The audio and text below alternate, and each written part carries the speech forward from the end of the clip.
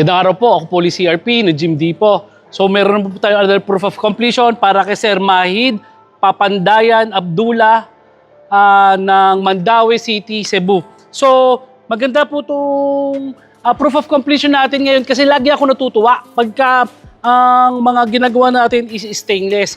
Kasi again, ang kagandahan kasi ng stainless, kasi makikita nyo yung mga gawa natin is puro powder coated. Ang powder coated po kasi is pang matagalan na yan.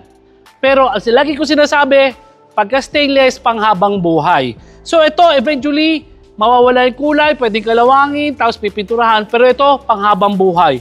Tapos ito, i-proof of completion natin is 4x4 to, itong machine na to. Pero ang kakaiba rito is, yung bakal na ginamit natin dito is 3x3 na stainless.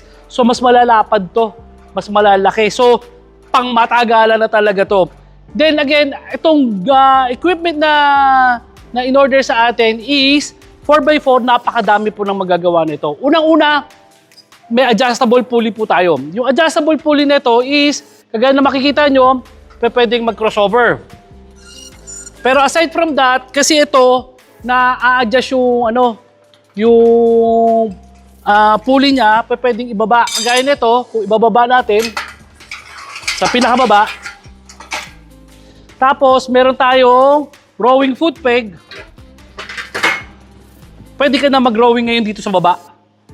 Tapos, ang kaibahan kasi nito sa ibang machine, kasi yung ibang machine na adjustable ang pulley na pwede mag-rowing, walang foot peg. Kaya mangyayari dyan, pag wala nito, pagka nag-rowing ka na mabigat, hinihigop ka paharap. Hindi kagaya nito. Ito yung kagandahan nito. Tapos again, sa kabilang dulo naman, pwedeng lagyan ng lat pull down attachment.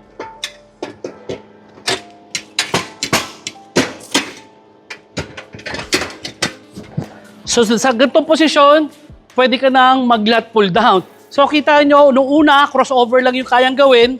Ngayon, pwede nang mag-rowing at lat pull down. Ipapanik lang natin.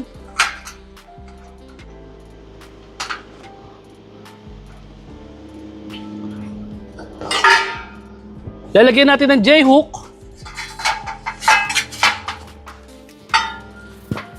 Tapos tong J-hook na to, kaya hindi ako matatakot na gamitin to kasi kagaya nung dati, makikita nyo, dito naka-welding to. Kagaya nung ibang mga fabricator, dito lang wini-welding. Pero sa atin, tagusan po ito. Hanggang dito. Bago mo pa mabali, kung sakasakali, yung J-hook na yan, hindi mo mababali itong solid na shafting sa likod. So ditong posisyon na to, pwede kang mag-squat rack. Gamit mo rin yung adjustable utility bench na pure stainless din. Pwede kang mag-flat, incline, decline, bench press at shoulder press at squat rack. So bukod doon, meron pa rin tayong safety catch na pure stainless. Kagaya nung una, bukod sa matibay na tubular, tong shafting na to na naka-welding dito hanggang dulo. Kaya hindi ka matatakot na gamitin to pang suporta. So yun yung kagandahan nito. Pero wait, there's more. Hindi lang yan. So may pina-add si Sir na isang dips attachment.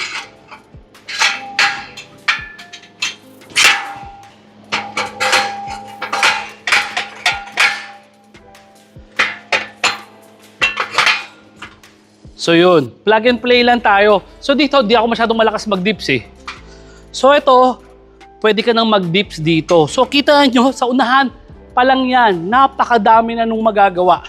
Tapos, bukod dyan, dito sa bandang gitna, may Smith machine tayo rito.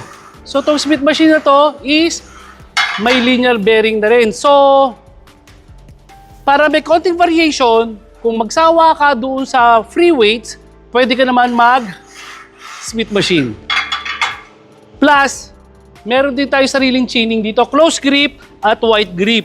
So, ganito ka-versatile tong equipment na to. Plus, hindi ko pala na-feature, meron din kasama tong rowing stool na stainless din para dito. Para conveniente ka. Tapos, kung para sa bahay mo gagawin tong machine na to, napakadami na magagawa nito. Ang tawag natin dito, mini gym na. Kita mo naman, pwede mag-rowing, pwede mag-lat pull down, crossover, pang buong katawan na po to. Para, lahat na magagawa mong exercise sa gym, I mean, kung ang target mo is calves, up to shoulder, kayang-kayang gawin ng machine na to. So, lagi ako natutuwa pagka ganito yung mga order sa atin. Kasi ako, kung ako lang masusunod at kakayanin ko, lahat ng Gym Republic na branch ko, lahat yun stainless. So ako po si RP ng Gym Depot. Maraming salamat po.